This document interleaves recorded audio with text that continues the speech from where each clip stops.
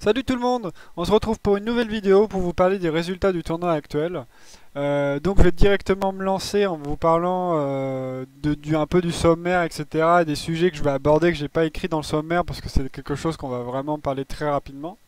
Mais on va commencer vraiment par les résultats des matchs des winners, des résultats après des matchs des losers, eux aussi l'équipe allemande des Phoenix qui sont une surprise selon moi et ça on va encore en parler et un peu des pronostics. Donc il y a des sous-sujets en fait que je vais parler mais qui abordent en fait un petit peu en fait qui généralisent un petit peu les 5-0 actuels mais ça concerne les winners et les losers. Donc on va directement commencer en commençant par les matchs des winners qui a eu lieu le week-end dernier. Donc les WTH contre les NPA. Les NPA c'est de l'ancienne équipe d'X. Donc pour vous situer un petit peu sur le niveau de jeu des deux équipes et un petit peu ce qui se passe, etc. actuellement. Bon, les WTH ont un peu un jeu vraiment assez complet, hein, comme on l'a souvent dit sur les anciennes vidéos, assez complet, vraiment de bons chars, une bonne infanterie, une bonne artillerie, qui sont vraiment dans une coordination d'équipe. Et la NPA, c'est vraiment une équipe qui joue beaucoup plus sur la défensive, c'est-à-dire ils misent tout sur le start et sur le point fort, sur le start et ils prennent le point fort du middle et après ils bougent plus. Ils mettent beaucoup de bunkers, beaucoup de stations, etc. Et ils ne bougent plus du tout. Toutes les équipes font ça, mais eux c'est vraiment leur style de jeu, c'est-à-dire ils sont vraiment dans on stabilise et on tient le maximum de temps, si ça dure 1h30, on tient 1h30 sur le point du middle. Nous c'est ce qu'on avait rencontré. Les Exodus contre les HLTC, bon voilà, deux équipes qui jouent, qui essayent un petit peu de créer leur jeu. Les Exodus sont très disciplinés. On voit qu'ils travaillent vraiment leur match dans les vidéos qu'on a vues. Vraiment, ils travaillent vraiment en profondeur. Ça joue vraiment au détail. Donc les trajets des camions, ça se joue vraiment au détail à ce niveau-là. HLTC un petit peu en difficulté justement. J'ai l'impression que donc la map contre Exodus c'était Sainte-Mère-Église. J'ai l'impression qu'ils étaient un petit peu en retard, comme s'ils avaient pas réellement travaillé la carte en profondeur. On va me dire probablement que c'est faux, mais quand on a vu en fait les trajets des camions, on se pose un peu les questions et aussi justement la position de l'infanterie où, pour vous situer un petit peu la chose, en fait, il y avait la prise au sud de la ville n'a pas réellement été prise par les Allemands, parce que les HLTC étaient allemands, et en fait n'a pas vraiment été prise par le camion de transport qui se retrouve tout au sud. Alors, je sais qu'en visualisation, c'est pas simple, si vous connaissez pas la carte, mais en gros, le camion de transport est tout au sud, côté allemand, sur Sainte-Mère-Église, et en fait, le camion, à un moment, il s'est arrêté, il est remonté vers le middle, il s'est arrêté, et quand on regarde, quand on continue à poursuivre un petit peu la vidéo, en fait, il n'y a pas vraiment de contest au sud, même si il y a du contexte de la part des Exodus au sud, et ils ont déployé une stratégie qui permet justement d'avoir un contrôle sur le sud. Mais les HLTC, j'ai l'impression qu'ils ne sont pas vraiment contestent correctement le sud. Et voilà. Donc vraiment, ça a donné voilà, un 2-5-0, un WTH contre NPA et Exodus contre HLTC. Et on va un peu revenir un petit peu après, une fois que j'aurai donné les résultats de toutes les équipes, même du loser, et revenir un petit peu pourquoi c'est 5-0, etc. On va parler du loser round 2, parce qu'en fait, il y a eu un week-end dont je vous ai pas parlé, j'ai pas fait de vidéo pour un week-end parce qu'en fait c'était 4 matchs qui allaient se profiler, donc les 82 AD, les Power Beat, euh, les OC là, donc ce mixte, les, A, les NADL, les CFR, les Phoenix, les OK et le mix d'équipes américaines. Donc voilà, il y avait plusieurs matchs en fait qui s'étaient faits il y a 15 jours, un peu plus de 15 jours maintenant, mais voilà, qui s'était produit, mais j'avais pas envie de faire une vidéo spéciale pour ces 4 matchs, je me suis dit on va attendre un petit peu le week-end après, on va attendre encore une semaine pour vraiment que le winner bracket aussi avance, et qu'il y a un peu plus de contenu à vous partager. Bon, donc pour venir aux 82 AV Powerbeat et ces 4 matchs, il n'y a vraiment pas grand chose à dire. Beaucoup de 5-0. Voilà, c'est la méta actuelle, etc. Donc on va pas vraiment revenir sur le match des 82 AD, Powerbeat. Voilà. Est-ce que c'est étonnant? Oui et non. Mais en soi, j'ai pas vraiment regardé en détail ces matchs-là parce que je les ai vraiment volés. J'avais beaucoup de taf à faire avec les CFR, donc c'est vrai que j'ai pas spécialement regardé ces matchs-là. Euh, les KRT avec les OC qui, voilà, qui continuent leur avancée, hein. Ils ont peut-être perdu contre les Exodus, mais voilà, ils reprennent du poil de la bête. C'est pas fini pour eux, donc voilà, ils essaient de, voilà, ils continuent leur match, ils mettent des 5-0 sans trop de difficultés au niveau des 5-0, mais on va revenir après pour ces 5-0. CFR contre les Allemands, bon, on s'est fait rétamer. On a eu beaucoup de lacunes, etc. Ce qui fait qu'en fait on a pris le point du middle, mais on a mal géré en fait l'attaque défense, et ce qui fait que finalement bah, ça s'est résolu à un 5-0. On va expliquer encore après pourquoi. Donc ce match CFR et ces mix allemands, bon, il n'y a pas grand chose à dire. Les hockey et l'équipe américaine, bon, pas grand chose à dire. On n'a pas eu vraiment de news à ce niveau-là, donc je pourrais pas vous dire.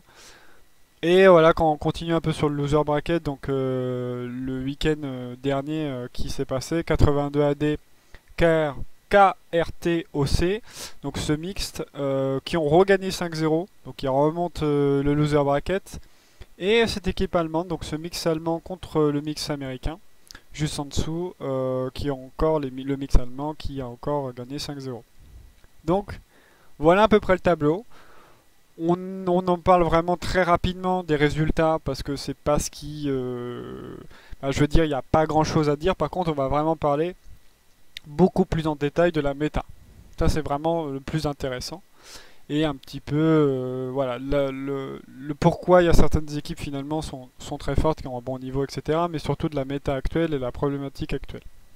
Alors, que dire? Notre problématique actuelle, dans cette méta et dans le fait qu'il y a beaucoup de 5-0, parce que si vous regardez tous les matchs, c'est quasiment la totalité des 5-0, à part CFR, NPA, mais parce que bah, nous on est complètement, faut dire ce qui est, les CFR ont été largués totalement dans la méta. On avait un gros train de retard, et c'est pour ça qu'aujourd'hui on est en train de faire des changements pour arrêter notre vision de jeu qui est vraiment, qui avait, faut dire 3 à 6 mois de retard. C'est-à-dire on avait une bonne équipe, mais on ne jouait pas correctement. On ne jouait pas avec la méta actuelle et les problématiques actuelles. Alors pourquoi on a des 5-0? Les 5-0, comme vous le savez, en fait, il y a cette problématique de la méta économique qui est vraiment une catastrophe. Ouais, vous savez que vous pouvez poser 4 nodes. Vous pouvez poser 4 nodes, et quand vous les posez les 4 nodes en plus 10, ça vous fait plus 40. A l'inverse, une équipe qui pose 4 nodes en plus 5, bah, ça fait plus 20. Donc en gros, vous avez une équipe qui joue la nouvelle méta en puissance, et vous avez l'ancienne équipe qui joue l'ancienne méta. C'est-à-dire avec un système économique qui est beaucoup plus difficile et qui demande une gestion de l'économie, en comparaison d'une équipe qui a en plus 40, qui elle, sa gestion, c'est je peux bombarder à tout va. Il y a vraiment, le commandant peut bombarder, on peut avoir du airdrop, l'artillerie peut être free, on peut avoir beaucoup de chars. Donc si ça fait que voilà, t'as pas vraiment de trou et de pénalité au niveau de l'économie, en comparaison d'une équipe qui justement est en plus 20, qui elle a une réelle économie, une vraie gestion à faire. Mais sa réelle gestion, c'est que s'ils perdent un char, bah, très vite, il peut se faire déborder parce que bah, justement, ils ont pas assez de, ils peuvent pas avoir en niveau économique, ils ont pas assez de, ils sont pas équivalents, donc ce qui est normal. Mais le fait de pas être équivalent et de perdre un char ou d'user des munitions dans leur économie, ça fait un trou. Alors qu'en face, ils peuvent sortir des chars et bombarder sans s'arrêter. Ce qui fait que bah forcément, même si c'est une équipe qui n'est pas forcément forte en face, le fait qu'ils ont une économie qui ne s'arrête jamais, qui est en surpuissance, et ben en gros on écrase l'équipe qui est justement un réel système économique. Donc ça c'est vraiment la base. Et ce qu'il faut comprendre, c'est que la méta actuelle, dans son absurdité totale, c'est que vous prenez le point du middle, et on a vu ça sur tous les matchs. Tous les matchs. Surtout les derniers matchs, parce que tous les derniers matchs en fait on a vu pas mal de vidéos. C'est une catastrophe au niveau de la méta, parce que toutes les équipes jouent le start, prend le point du start et attend 30 minutes à 45 minutes sur le point middle. C'est-à-dire en fait ce qu'ils font, c'est que toute la majorité des équipes, et c'est pour ça que je vous dis que les CFR jouaient pas bien, pas assez bien et correctement à ce niveau-là, mais en fait on jouait pas le middle, en fait nous on jouait à l'ancienne où en fait finalement on devait mettre la pression sur le prochain point, etc. Mais avec l'économie actuelle et la méta actuelle de cette économie, en fait elle est tellement catastrophique que même si quand vous faites un basculement, eux, l'équipe en face, il leur reste encore des munitions et du répondant, donc ils peuvent reprendre ton point. Mais non, aujourd'hui, comme il faut jouer le jeu, il faut jouer le jeu. Pour le minimum, les 30 premières minutes, vous jouez le point middle, si vous avez pris le point middle. L'économie adverse va s'effondrer totalement. Et une fois qu'elle est effondrée, vous leur roulez dessus. Parce qu'ils n'ont plus de chars, plus d'artillerie, plus de bombardement, ils n'ont plus rien. Donc ils n'ont plus rien à leur disponibilité. Et vous, après, vous les écrasez, vous prenez les points un par un. Et c'est là où c'est l'absurdité, c'est-à-dire que le dernier point, vous prenez une map Sainte-Marie-du-Mont, fois beaucoup de cartes où il y a des chars. Une équipe qui a 6 chars et une équipe qui en a 0, c'est une catastrophe. Une catastrophe. Ce qui fait que forcément, l'équipe va forcément perdre son dernier point. Il n'y a plus de chance, dans tout cas, de se maintenir avec 4 chars qui te bombardent la tronche. 6 chars qui te bombardent la tronche, parce que 4 c'est gentil, mais 6 chars c'est d'autant plus difficile. Et une artillerie qui, même si ils essayent de progresser, l'artillerie, elle aura tellement de munitions qu'elle pourra bombarder sans cesse. C'est-à-dire même si on est en 4-1, donc je suis l'équipe gagnante, j'ai les 4 points, et qu'ils essaient de reprendre ce quatrième point, dont leur deuxième point pour eux, leur ancien deuxième point, et même s'ils essaient de rattaquer ce point-là, en fait, moi j'aurais juste à bombarder comme un tarde, sans m'arrêter, parce que de toute façon j'ai des munitions illimitées. Et puis le fait que leurs chars vont être de moins en moins nombreux, on les écrase. Et c'est vraiment un problème de cette économie qui est une vraie plaie. En PU, on le voit, en PU c'est une catastrophe parce que en PU, déjà les gens ne mettent pas de nodes, il n'y a pas vraiment de coordination dans les équipes. Mais là, c'est un niveau beaucoup plus. Le niveau est beaucoup plus haut, mais donc maintenant les équipes se disent bah attends, on va temporiser le point middle. On va jouer. En fait, les équipes jouent tout, se préparent bien son start, travaille vraiment le start à fond pour être le premier dessus. Tient le point middle pendant 30 minutes, 45 minutes, et après c'est bon. Après vous déroulez. Parce que l'économie, encore une fois, elle est une catastrophe. Et ça, c'est sur tous les matchs. Vraiment tous les matchs. On a regardé tous les matchs et à chaque fois c'est comme ça. Les équipes, en fait, elles temporisent middle, ou elles le font inconsciemment. Parce que qu'est-ce que va faire une équipe? Parce que quand je dis inconsciemment, c'est-à-dire vous pouvez être une équipe qui vient de prendre le point middle. Et qu'est-ce que va faire l'équipe adverse? Elle doit continuer à vous mettre la pression. Ce qui vous force, vous, d'être dans une position déjà défensive. Voilà, vous savez que quand vous faites une lecture de jeu, vous contrôlez pas totalement toutes les zones stratégiques autour de votre point. Donc vous n'allez pas pouvoir faire basculer toute votre équipe ou trop d'hommes en attaque donc sur le point suivant. Donc vous faites déjà d'une position défensive, ce qui est très bien parce que si vous faites ça, en fait vous vous retrouvez favorable parce que vous allez maintenir l'ennemi et à force plus dans le temps vous allez tenir, plus en fait ça à votre avantage et à ce moment-là, à la fin, au bout des 30 minutes, l'économie ennemie va commencer à être complètement, même bien avant, hein. Ça peut être carrément bien avant, hein. Mais au moins 30 minutes c'est vraiment 30 minutes, c'est vraiment tellement large que vous savez que si votre infanterie est tombée sur les nodes ennemis, vous détruisez les nodes et vous avez tenu pendant 30 minutes le point fort, leur économie elle est effondrée. C'est quasiment fini pour eux. Il restera que leur infanterie qui va être présente, mais une infanterie face à des chars, de l'artillerie et une autre infanterie, ça devient une plaie. C'est impossible à relever, surtout sur une majorité des cartes en fait. Voilà, c'est des puissances de feu, les chars et l'artillerie, c'est une grosse source de puissance de feu. Sans ça, on peut rien faire. Hein, les chars ennemis, ils déboîtent toutes les zones et l'artillerie fait pareil, donc c'est impossible à tenir. Et c'est vraiment la grosse difficulté actuelle de la méta. C'est pour ça qu'il y a beaucoup de 5-0 et c'est un gros bordel parce que la méta favorise en fait celui qui prend le point du middle, c'est celui qui gagne. Voilà. Alors c'était déjà le cas auparavant, avec cette méta là, ce système de garnison aux zones bleues. On se retrouve sur Utah, donc si pour ceux qui ont un bon repère sur Utah, vous allez très vite comprendre. Vous prenez Utah, vous prenez le point Chapelle, vous êtes côté allemand, regardez les garnisons que vous devez mettre, elles sont carrément à l'opposé de Chapelle en fait. Donc vous pouvez pas correctement contester la ville, vous pouvez pas correctement contester le flanc gauche. Bah, en fait, vous avez vraiment des distances qui sont tellement grandes que pour contest, il faut y parvenir, mettre son avant-poste là-bas, mais vous pouvez pas mettre de garnison.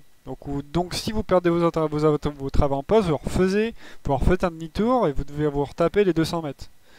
Et ça devient très vite une complexité, alors que les Américains, même s'ils perdent Chapelle, bon, les garnisons ne restent pas terribles, côté américain aussi, mais elles sont beaucoup plus proches du point.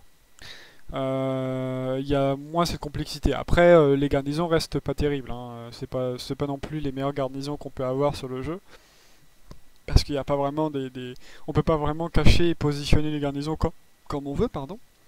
Mais ça reste en fait en termes de distance, les garnisons américaines sont plus proches du point que les côtés allemands. Côté allemand, en fait, c'est vraiment cette problématique de la distance. C'est-à-dire si les Américains prennent le point middle, ce qui est la majorité du temps, c'est à peu près le cas. En fait, les Allemands ici se font retenir dans la ville et retenir flanc droit. Donc il y a une petite maison sur la droite de Chapelle si vous êtes côté américain, donc à gauche pour les côtés allemands. Une maison, on va dire, mince, je sais plus le mot. Mais voilà, c'est une petite maison, etc., qui se retrouve à droite. Et si vous contestez cette zone-là avec Chapelle, vous arrivez suffisamment à contester et que vous reprenez ces zones, bah, les Allemands en fait ils vont se retrouver repoussés totalement et pour revenir ça va être une galère. Donc il y a vraiment cette complexité où finalement ce système de garnison bah, il pénalise encore plus. Et voilà. En fait c'était juste pour dire que s'il y a déjà des avantages en fait au niveau du start. Qu'une équipe qui prend le middle, bah déjà, elle a déjà beaucoup plus l'avantage qu'une équipe qui la prend pas. Au niveau économique, c'était ça, mais en fait, avant, on pouvait poser les nodes. Comme vous le savez, on pouvait poser les nodes en zone rouge, ce qui n'est plus le cas maintenant. Donc, l'économie, au niveau de l'économie, ça vous forçait pas à jouer d'une certaine manière, ou ça vous forçait pas juste à vous faire écraser si vous perdez. Alors qu'aujourd'hui, bah voilà, vous avez perdu le point du middle, c'est quasiment terminé pour vous. Soit en fait, vous arrivez pendant ces 30 premières minutes 45 premières minutes, même si franchement les 45 il faut pouvoir les tenir, mais ces 30 premières minutes, vous arrivez en fait à créer du jeu, à créer une coordination avec le peu de chars qui vous reste, avec l'artillerie qui vous reste, en sachant que eux pourront sortir 6 chars et que vous ne pourrez pas répondre à ça. C'est-à-dire qu'en gros ça va vraiment se jouer sur le skill et la mécanique des joueurs purs. Pour relever ça, avec la coordination de l'artillerie, de l'infanterie et des chars. Et c'est vraiment, il faut être très discipliné pour reprendre un point, parce qu'en face, voilà, le répondant, bah, il est très simple, c'est qu'ils ont une économie en abondance, et vous non. Donc vous devez jouer sur un coup de poing, une attaque coup de poing, et si ça passe pas, et que ça repasse pas une fois, deux fois, trois fois, bah c'est fini. Voilà, votre économie c'est mort, vous aurez plus de chars, vous aurez plus d'artillerie, et vous aurez des chars qui vont finalement se retrouver seuls ou à deux face à 6 chars. C'est des choses que qu'on a rencontrées sur un autre match que sur ce tournoi-là, donc un autre tournoi, et on a rencontré ça et c'est une catastrophe, vraiment une vraie catastrophe. Donc j'ai beaucoup parlé de la méta, mais et je sais que je radote un petit peu, mais c'est vraiment pour situer que la méta est une catastrophe. Le système de garnison de zone bleue n'aide pas du tout en fait à réattaquer les points middle.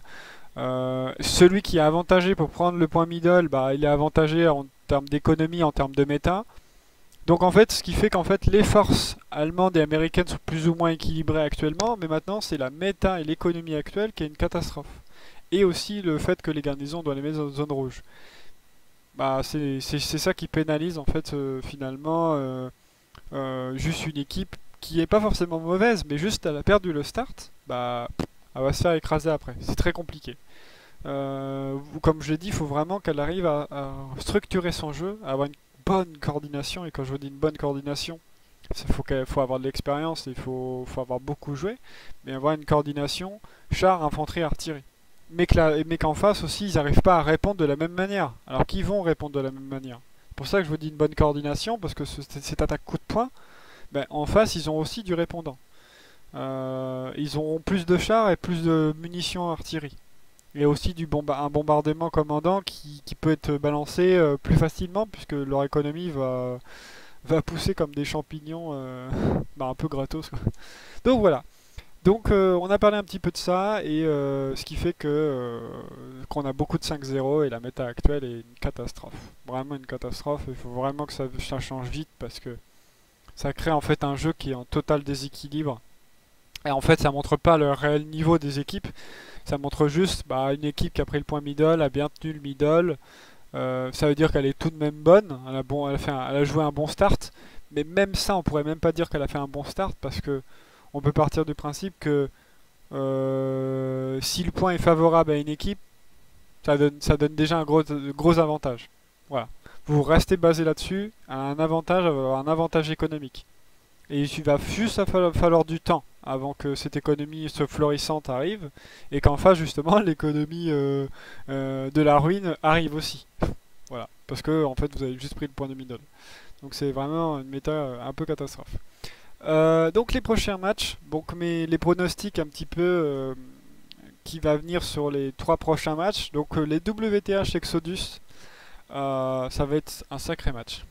Voilà, faut dire ce qui est. Je pense que ça va être un sacré match. Deux équipes fortes qui ont montré tout le long là, du winner bracket que bah, c'est des équipes voilà, qui ont bien compris le jeu, qui sont très assidus sur comment appliquer des stratégies, comment jouer les méta, etc. Ils sont vraiment attentifs à ce genre de choses, à ce genre de détails. Et donc c'est des équipes qui vont montrer un niveau très très ouais, un bon niveau, quoi, un excellent niveau pour cette demi-finale. Donc ça va être incroyable, vraiment incroyable. Je saurais pas vraiment qui mettre en avant, parce qu'il y a vraiment ce problématique où les résultats en fait reflètent pas vraiment le niveau des équipes, mais reflètent la problématique de la méta. Mais je mettrai quand même les WTH, parce que c'est une équipe que je respecte de beaucoup, et que j'aime beaucoup. J'aime bien leur façon de jouer, j'aime bien cette équipe-là, donc c'est vraiment une équipe cœur aussi. Comme les Easy, c'est vraiment une équipe que j'aime bien. Donc je mettrais un 3-2 WTH, en sachant que si WTH a le point du middle, il peut avoir un 4-1 ou un 5-0 beaucoup plus facilement. Mais si on devait si on n'avait pas cette méta-là, ça serait un 3-2. Voilà. Et c'est toujours viable hein, d'avoir un 3-2, mais ça veut dire que les Exodus arrivent avec leur infanterie à maintenir les chars, à maintenir la pression de l'artillerie ennemie, tout en créant une coordination qui leur permet de maintenir. Mais ce qui est très compliqué. Hein. Même, j'ai envie de dire, là, on pourrait même se poser la question si c'est pas les WTH qui a pas mal joué, si c'est le cas. Ce qui était notre cas, c'est faire contre NPA, hein. Même pas, ce qui était le cas des NPA, qui ont joué tortue, c'est-à-dire ils ont joué middle, et ils ont attendu. Voilà. Mais le problème de faire ça, bah, c'est que en gros, tu laisses l'opportunité à l'autre équipe de s'organiser pour te lancer des attaques coup de poing. Même avec une économie catastrophique, bon, autant aller jusqu'au bout, continuer son avancée et pas donner l'occasion de se faire attaquer. Voilà, pour juste s'assurer la victoire. Un 5-0 est beaucoup plus... voilà, il faut essayer d'atteindre le 5-0, mais avec la méta actuelle, bon voilà. Donc ça force ça force un petit peu ce style de jeu là, c'est-à-dire des styles de jeu tortue, où on attend et on temporise, on met des bunkers, on joue full méta, donc full économie, et on stabilise et on attend. Donc voilà. Ce qui est intéressant en fait sur le papier, parce qu'on se dit bah c'est cool d'avoir ce genre d'équipe, mais en fait c'est pas le problématique, c'est que finalement ça montre que l'équipe en face ne peut pas répondre à force équivalente en termes économiques. Et c'est ça qui est la problématique. C'est pas le fait que cette équipe joue comme ça, parce que c'est cool qu'elle joue comme ça, mais on sait que ce genre d'équipe avait souvent des tendances à l'ancienne méta bah, de se faire écraser, parce que justement, il permettait aux équipes qui n'avaient pas le point fort, et il permettait à ces équipes qui étaient dans l'agression de tôt ou tard récupérer le point, parce que bah, en 1h30, une défense stable qui tient bon pendant 1h30, c'est très difficile. Surtout quand t'as tous les chars, toute l'infanterie, toute l'artillerie qui tape sur la gueule pendant un moment. Dire la moindre erreur, tu le payes. Là, avec la méta actuelle, bah non. Tu joues la petite tortue. Là, la moindre erreur, ça va être, bah oui, ils vont faire un gros. S'ils font un assaut très lourd, un assaut coup de poing, et je le retiens, bah c'est bon. Pendant 5-10 minutes, je serai tranquille. Même 10 minutes, parce que vous faites le calcul d'un blindé. Imaginez, vous faites plus 20 fois 5, vous faites le calcul, etc. Vous allez très vite comprendre que pour ressortir 2, 3, 4 chars, c'est très compliqué. Vraiment très très très compliqué. Donc voilà, donc WTH Exodus pour revenir sur les choses, sur le pronostic, je mets WTH en 3-2. Les NPA et les OC, bah, les KRT et les OC, moi je pense que je vais mettre les OC. Voilà, parce que j'espère qu'ils vont montrer que, voilà, que jouer mode tortue, bon voilà, c'est bien. Ils ont réussi, ils ont joué leur coup de poker, ils ont joué leur jeu. Ce qui est vraiment gros GG à eux parce qu'ils sont allés loin, mais voilà, la méta est favorable pour ce genre de tactique et c'est vrai que c'est des trucs qui. Je dis pas que c'est pas intéressant, je trouve ça intéressant vraiment tactiquement de jouer Tortue, mais le fait qu'ils sont valorisés par l'économie, la méta économique actuelle, bon, voilà, c'est mieux d'avoir une équipe qui joue beaucoup plus sur une forme d'agressivité, qui crée du beau jeu en fait, qui crée du jeu, qu'une équipe qui attend et qui temporise et c'est tout. Voilà. HLTC et le mix allemand. Je pense que ça va être les Phoenix qui vont gagner. HLTC a beaucoup de lacunes de ce que j'ai vu encore une fois. Après HLTC, faut dire ce qui est. Ils ont eu un parcours contre des équipes qui sont pas très fortes, contre les Easy, contre les 82 AD. Et donc dès qu'ils ont rencontré les Exodus, bah, ils se sont fait sortir. Moi, en fait, des matchs que j'ai vus des HLTC, des petits détails que j'ai regardés, c'est tout de suite, il y a toujours, en fait, il y a des erreurs qui sont faites dès le start. Donc, on se dit, bah, leur niveau est vraiment, il est pas mauvais, mais c'est pas non plus, voilà, ils font peut-être partie du top 7 actuel, ou peut-être du top 5, mais top 4, ça serait vraiment parce que voilà, ils ont eu un bon parcours et puis c'est tout. Mais bon, là pour moi, leur parcours en fait, c'est une certaine facilité parce que comme je vous ai dit, ils ont rencontré les Easy, les 82 AD, donc ils ont pu remonter deux matchs assez facilement. Ce que nous-mêmes on aurait dû faire, hein, c'est faire. Mais c'est juste que nous on était totalement largués. Faut dire ce qui est, on a très mal joué. On n'a pas joué avec la méta et donc on s'est fait un petit peu défoncer. Donc après on s'est fait redéfoncer par une équipe qui arrive en force. Donc l'équipe qui, justement les Phoenix qui rencontrent les HLTC, qui eux ont compris la méta. Donc une équipe voilà qui crée du jeu, du beau jeu. Une équipe forte, vraiment. Je pensais vraiment pas que... Je connaissais pas cette équipe-là, etc. Mais elle a montré vraiment un niveau très très intéressant. Et elle mérite amplement de continuer sa progression et d'arriver dans le top 3. Pour moi, l'équipe que va rencontrer les HLTC, donc c'est ce mix allemand là, c'est une équipe top 3. Du niveau que j'ai vu en général, WTH, Exodus et cette équipe-là, c'est une équipe top 3. Voilà. Même si les KRT, ce mix là, KRT-OC, est un bon mixte. En tout cas sur les résultats, parce que j'ai pas réellement regardé les matchs qu'ils ont fait. Je pense aussi voilà, qu'ils méritent peut-être peut-être la troisième place. Après, de toute façon, pour moi, ils vont se rejoindre. Les deux équipes que j'ai citées vont se rejoindre pour justement pour voir voilà quelle équipe va obtenir ce top 3 ou non. Mais pour moi, penser qu'ils vont battre Exodus ou WTH qui redescendent en loser, je pense que ce sera un stop. Je pense que WTH et Exodus sont largement au-dessus des équipes actuelles. Même si le mix allemand et les KRT OC montent sur du bon niveau, je pense que les KRT OC sont légèrement en dessous du top 3. Que l'équipe allemande Il faudrait vraiment regarder en détail, mais je pense qu'ils ont un petit retard sur des petits points qui fait que les WTH Exodus sont largement au-dessus. Ce qui fait que finalement on a vraiment des équipes qui sortent du lot, c'est-à-dire les équipes qui sortent du lot, ce serait WTH Exodus, KRT, OC avec ce mix allemand en 3ème, 4ème place, HLLTC, NPA qui suivrait, et après le reste. Voilà. Le reste, c'est que des équipes qui n'ont pas assimilé la méta, qui ont une infanterie, qui n'ont pas acquis les bases, ou des chars qui n'ont pas acquis les bases et qui savent pas jouer chars, ou ils n'ont pas d'artillerie, etc.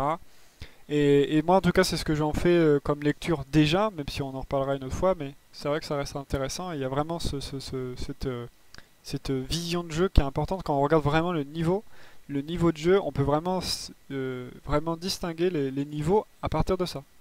On a vraiment les WTH Exodus qui sont dans un excellent niveau et je pense qu'ils pourront aller beaucoup plus loin. Mais ils sont dans un excellent niveau. En tout cas, ils ont de très très bonnes bases. Après, on a les top 3 qui ont ces bonnes bases, mais il leur manque quelques petits trucs. Voilà, à travailler, peut-être à se renforcer, recruter de nouveaux joueurs, etc. pour se renforcer. Après, il faudrait regarder en détail pour savoir réellement. Donc les Phoenix, donc les mix allemands et les KRT OC qui pour moi top 3 à 4, qui ont les moyens de gagner WTH Exodus, mais en travaillant un petit peu plus et en travaillant un peu plus dur. Les NPA qui pour moi la méta les valorise, mais voilà, ils méritent peut-être leur 5ème place parce qu'ils sont arrivés assez loin. Et puis aussi parce qu'ils se sont quand même donné les moyens d'y arriver, hein, donc gros GG à eux tout de même. Et puis après le reste des équipes, hein, 82 AD, cette équipe mix américaine là, bon, voilà, c'est des équipes qui se retrouvent un petit peu là parce que elles ont rencontré des équipes moins fortes, donc elles sont allées un peu plus loin, mais elles se sont fait stopper. Donc c'est vraiment, en gros, le top 5, il est facile à distinguer, à comprendre, voilà, comprendre la place de ce top 5. Le reste c'est vraiment beaucoup de lacunes de beaucoup d'équipes. Voilà. Mais ça, on en reparlera une autre fois, même si j'en dis déjà beaucoup. Donc je vous dis à la prochaine.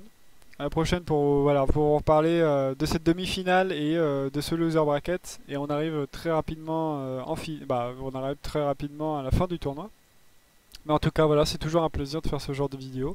Et la prochaine fois, je pense que je ferai encore mieux au niveau de la présentation, peut-être quelques vidéos, etc., etc. Donc je vous fais de gros bisous. À la prochaine.